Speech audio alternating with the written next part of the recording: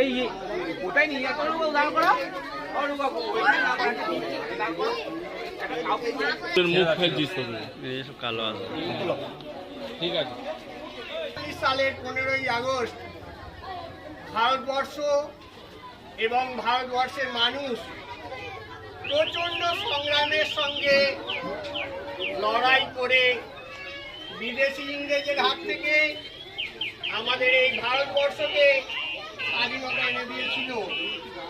এই স্বাধীনতা দিবসটি আজ অত্যন্ত সম্মানের সঙ্গে, গর্বের সঙ্গে, মর্যাদার সঙ্গে আমরা প্রত্যেকটা ভারতবাসী পালন করে আসছি। অতীতেও এসেছি, হয়েছি এই দিনটিকে উৎসাহের সঙ্গে পালন করার জন্য।